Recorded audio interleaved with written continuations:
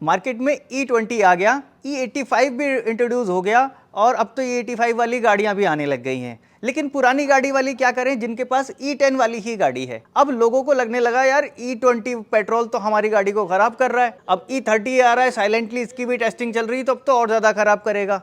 Diesel की तरफ जाने की सोच नहीं सकते, डीजल में भी बात आ रही है DPF की, और DPF के साथ साथ अब आइसोब्यूटेनॉल की भी बात चल रही है, उसमें भी एथेनॉल टाइप का ही आइसोब्यूटेनॉल मिलाया जाएगा। अब ज्यादातर लोगों को लग रहा है कि CNG एक बहुत सेफ ऑप्शन है, CNG में कुछ नहीं हो सकता, CNG पे ही गाड़ी चलानी चाहिए। और जिन लोगों के पास पुरानी गाड़ियां हैं, मैंने ये देखा है लोग जाके फटाफट रेट्रोफिटमेंट करा रहे हैं। एक भाई साहब की 1.5 लाख किलोमीटर चली हुई गाड़ी थी मारुति की, वो रेट्रोफिटमेंट बाहर से करा के ले आए। 50-60 हजार रुपए लगते हैं बाहर से फिटमेंट कराने में। और आप में से भी कुछ लोग ऐसा सोच रहे होंगे कि यार गाड़ी को बचाना है तो फिर CNG पे चलाना है, क्योंकि एथेनॉल से तो गाड़ी में प्रॉब्लम आ रही है, सबके सामने ही है। तो क्या ये रेट्रोफिटमेंट CNG किट पुरानी गाड़ियों में लगाना सक्सेसफुल है? क्या आपको ये फायदा देगा या नुकसान दे जाएगा? मैं इसके फायदे और नुकसान दोनों ही आपको गिना दूंगा। एक प्रॉपर आपके सामने सोल्यूशन निकल के आ जाएगा कि CNG लगाना फायदे का सौदा है या फिर घाटे का सौदा है। अब देखो लोग CNG की तरफ दौड़ क्यों रहे हैं, क्योंकि इनको एथेनॉल से डर है। एथेनॉल पेट्रोल की लाइन को खराब कर रहा है, इंजेक्टर्स की रबड़ को डिग्रेड कर रहा है, इंजेक्टर्स को खराब कर रहा है, और फ्यूल टैंक में लगे हुए फ्यूल पंप को खराब। ये पॉइंट याद रखना, क्योंकि यही रिलेट करेगा आगे आपको फैसला लेने में कि मुझे CNG गाड़ी में लगवानी चाहिए या नहीं लगानी चाहिए। CNG के फायदे क्या क्या है?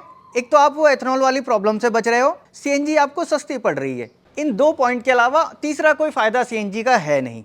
CNG के अब नुकसान क्या क्या हो जाते हैं आपकी गाड़ी में? देखो पहली चीज, CNG जब आप लगाते हो बूट खत्म हो जाता है, ये तो सब जग जाहिर है, सब जानते हैं कि भैया बूट से कॉम्प्रोमाइज करना पड़ेगा। दूसरा, CNG जब आप भरवाने जाते हो तो आपको गाड़ी से नीचे उतरना पड़ता है, भले बच्चा गाड़ी में सोया हो या फिर कैसे भी सिचुएशन में हो, रात के 12 बज रहे हो, आपको उतरना ही पड़ेगा। तीसरा, ये CNG भरवाने के बाद आप डिस्टेंस काफी कम तय कर पाते हो, 200-300 किलोमीटर के बाद वो फिर मांगने लगता है CNG हर पेट्रोल पंप पे अवेलेबल नहीं होता, जहां है वहीं मिलेगा, और जहां मिलेगा तो वहां कई बार लाइन लगती है, आपको वो लाइन लगा के लेना पड़ता है। इसके अलावा वो नुकसान जो कुछ कम लोग जानते हैं, रियर सस्पेंशन आपका जल्दी जवाब दे जाता है टैंक के लोड की वजह से। पीछे लगी हुई शीट, जो मेटल शीट होती है, कई बार वहां से बहुत सारा क्रैक हो जाता है, जल्दी क्रैक हो जाता है, गाड़ी वहां से टूटती है, गलती है, फिर वहीं से रस्टिंग शुरू होती है, क्योंकि वो प्रॉपर फिटमेंट तो होता नहीं है, आपने आफ्टर मार्केट छेद करके उसमें टैंक टाइट करवाया होता है। शॉकर खराब हुआ, पीछे का बूट एरिया खराब हुआ, बॉडी में छेद किए थे वो बॉडी का क्रैक आने लगे। तीसरा, आपके इंजन में भी फर्क आता है, बदलाव आते हैं,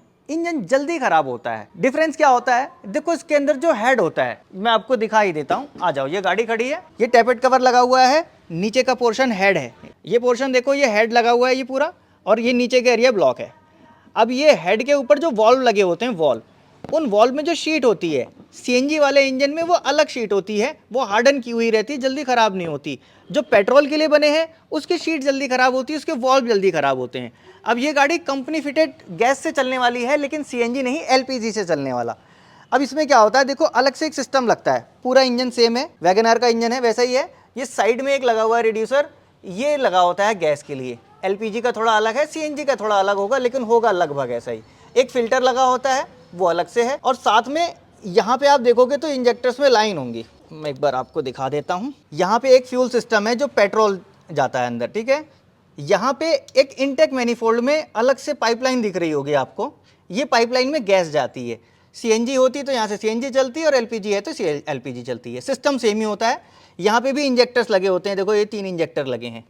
अब दिक्कत क्या होती है, जब आप आफ्टर मार्केट फिटमेंट कराते हो, यहाँ पे देखो इनटेक मैनिफोल्ड में बराबर होल बने हुए हैं जिस जगह पे लगना है, ठीक है, तीनों बने हुए हैं, क्योंकि ये कंपनी फिटेड है, कंपनी ने ये इनटेक मैनिफोल्ड ऐसा ही बनाया था।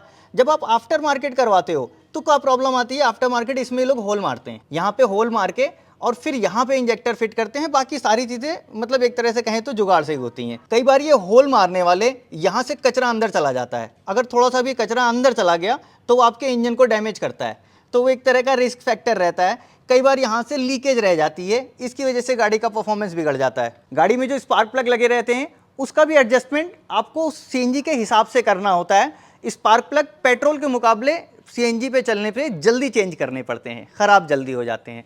तो ये सारे इसके नुकसान हैं CNG के। फ़ायदे जो मैंने स्टार्टिंग में गिनाए थे 2, जिसमें सबसे बड़ा फ़ायदा है पैसे को बचाना, रनिंग कॉस्ट कम हो जाती है।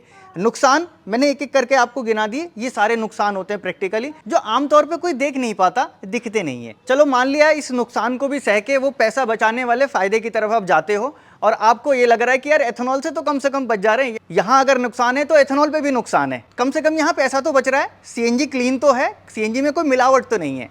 तो अब थोड़ा सा ये भी क्लियर कर देता हूँ, जब आप एथेनॉल ब्लेंडेड पेट्रोल पे गाड़ी चला रहे हो तो क्या सिस्टम होता है। मैंने स्टार्टिंग में बताया था आपको, फ्यूल पंप में जल्दी प्रॉब्लम आती है, वो पेट्रोल में डूबा रहता है और उसके रबर रिंग जल्दी खराब होते हैं, रबर कंपोनेंट्स खराब होते हैं, रस्टिंग आती है, वो फ्यूल पंप खराब होता है। अब आप सीएनजी पे गाड़ी चला रहे हो तो इस केस में क्या होगा, देखो इस केस में भी पेट्रोल आपको चाहिए ही, बिना पेट्रोल के तो गाड़ी चलाओगे नहीं, गाड़ी स्टार्ट तो पेट्रोल पे ही होगी, जितनी बार स्टार्ट करोगे बंद करोगे वो पेट्रोल यूज होगा, फ्यूल पंप उतनी बार चलेगा, और फ्यूल पंप तो उसी पेट्रोल में डूबा हुआ है, एथेनॉल वाले पेट्रोल में, जिससे आप बचने के लिए भाग रहे थे। रबर पार्ट्स अगर डिग्रेड हो रहे हैं तो वो तब भी उतने ही होंगे और तब भी उतने ही होंगे।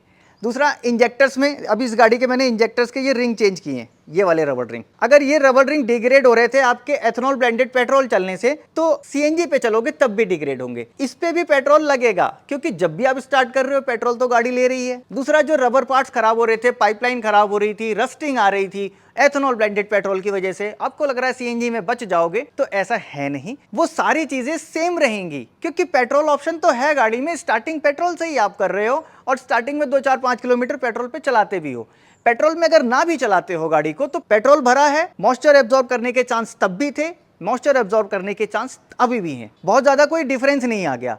हाँ, एथेनॉल के जलने की वजह से जो कंबशन चैम्बर में एक अलग से चिपचिपापन पैदा हो रहा था वो वहाँ पे नहीं होगा, लेकिन उसके बदले में सीएनजी अपने आप में एक ड्राई फ्यूल है जो आपके इंजन को थोड़ा बहुत इम्पैक्ट करता ही है, और साथ में सीएनजी में परफॉर्मेंस भी डाउन हो जाती है। अब सीधा सा लॉजिक जो पब्लिक लगा रही है कि भाई साहब एथेनॉल पेट्रोल में मिला दे रहे हैं, एथेनॉल डीजल में मिला दे रहे हैं, सीएनजी तो बाकी रह रहा है, तो क्या सीएनजी में पॉसिबिलिटी नहीं है, क्या सीएनजी में ब्लेंडिंग नहीं है? तो आप अभी धोखे में हो, सीएनजी में ऑलरेडी ब्लेंडिंग है, सीएनजी भी बायो सीएनजी आ रही है, और वो ये कोई फ्यूचर का प्रोजेक्ट नहीं है, ये अभी करंट सिनेरियो है। आप चाहो तो इंडियन ऑयल की वेबसाइट उठा के देख सकते हो, बायो सीएनजी को फ्यूचर फ्यूल बताया जा रहा है और उसमें पूरी केमिस्ट्री समझाई हुई, ऐसे ऐसे हम लोग इसमें ब्लेंडिंग कर रहे हैं और मिला रहे हैं। अब पेट्रोल में तो आप एथेनॉल मिला रहे थे, सीएनजी में मन में सवाल आ रहा होगा आखिर क्या मिला रहे हैं सीएनजी में, कुछ कुछ पीछे आने लग गया होगा आपको कि भाई सीएनजी में क्या मिलेगा। बिल्कुल सही, गोबर गैस सीएनजी में मिलेगी। बायोगैस ये सिर्फ गोबर से ही नहीं बन रही है, ये बहुत सारे वेस्ट मटेरियल से बन रही है, साथ में ह्यूमन वेस्ट भी उसमें इंक्लूड रहेगा। जितनी भी वेस्ट चीजें हैं उनको फर्मेंट करके और फिर उससे गैस निकालेंगे, गैस को प्यूरिफाई किया जाएगा और उसमें से CO2 को अलग किया जा रहा है, फिर उसके बाद इसकी ब्लेंडिंग सीएनजी के साथ की जा रही है। अभी ये ब्लेंडिंग 2% के आसपास है, 2027-28 तक ये जस्ट डबल होने वाली है। तो फिर भाई साहब मिलावट तो यहाँ पर भी है, फिर बचोगे कहाँ? रेट्रोफिटमेंट करके जो आप पैसा खर्च कर रहे हो, जो पैसा मार्केट में डाल रहे हो, उस पैसे को सेव करके कुछ और काम कर लो, जबकि आने वाले समय में क्या होने वाला है क्या नहीं होने वाला है पता नहीं है। लेकिन आपकी गाड़ी मेहनत की कमाई है, इसको यूं ही इधर उधर बर्बाद मत करो, थोड़ा सा सेंसिबल फैसला अभी लो। तो 50-60 हज़ार रुपये पुरानी गाड़ी पे लगा भी रहे हो और वहां पे वो रिस्क से भी नहीं बच रहे हो, तो इतना बड़ा कुछ फायदा भी नहीं कमा ले रहे हो जितना आपको लग रहा है कि मैं इधर बच जाऊंगा और इधर मुझे बहुत ज़्यादा फायदा हो जाएगा। डिबेट बहुत चल रही थी इंटरनेट पे कि जी सीएनजी क्लीन फ्यूल है, सीएनजी लगवा लो, रेट्रोफिटमेंट कराओ और गाड़ी चलाओ। मैंने Q&A में भी कुछ लोगों को बोला था कि अभी थोड़ा शांत रहने की ज़रूरत है, तो बस इशारा समझदार को काफ़ी होता है, बाकी आपकी मर्जी है। आपको लगता है मुझे ज़्यादा बचत हो रही है तो आप लगवा सकते हैं। मेरे पॉइंट्स अगर वैलिड लगते हो तो कमेंट बॉक्स में बता देना, अगर आपके पास कोई अलग पॉइंट है तो वो भी आप कमेंट बॉक्स में लिख सकते हो। और इस वीडियो को लाइक कर देना, अपने दोस्तों के साथ शेयर कर देना। मैं मिलूंगा आने वाली नेक्स्ट वीडियो में ऐसे ही किसी इंटरेस्टिंग टॉपिक के साथ। Thanks for watching.